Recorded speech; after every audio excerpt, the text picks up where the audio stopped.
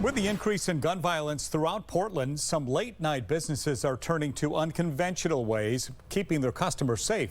They're hiring private security, but not just any security company. Fully armed private military contractors can be seen on the streets of Old Town outside of clubs.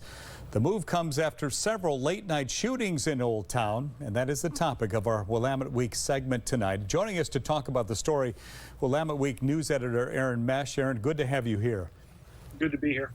First of all, it's a shame we've come to this point, no doubt about it, but why did the clubs feel the need to hire the private security?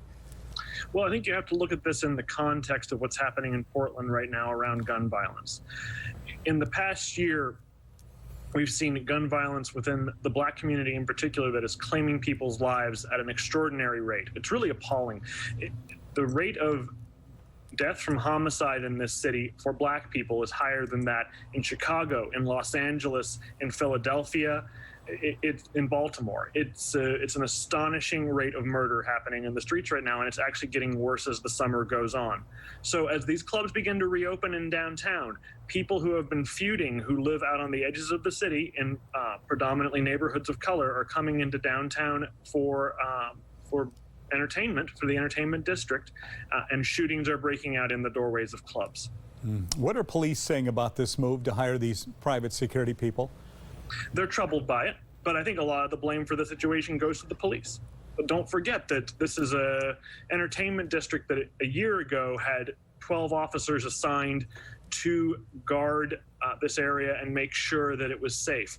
The city defunded that unit, reduced its scope, and that the unit no longer exists. Basically, it's down to 2 officers that patrol the entertainment district. So the clubs, understandably, are seeking some kind of security, and at least one club has in fact hired a contractor who on its own website bills itself as providing the kind of services you would get from a military contract. Does that strategy seem to be working at all? An interesting question. If in the sense that it's reducing gunfire, I don't know. Like in the weeks that I was there, someone was killed. A 18-year-old woman was killed in downtown hours after I visited with security. Last weekend, I was spending some time with the guards who hold the AR-15 outside of an Old Town club, and gunfire broke out a block away, maybe aimed at the guards themselves. I'm not sure I can say with a lot of confidence that this is reducing the specter of homicidal violence. Aaron, did anything surprise you while looking into these private security firms? Yeah, I was surprised by the fact that they don't have to report to anyone what happens when they use force.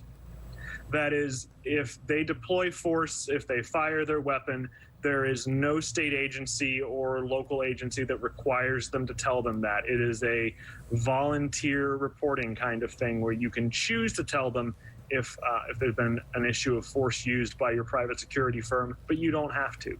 So have guns been fired by private security in Old Town? We don't know. How Aaron, would we? Yes, absolutely. If you hear anything else, you let me know. Aaron Mesh, always great to talk to you. I appreciate your time. Good to be here.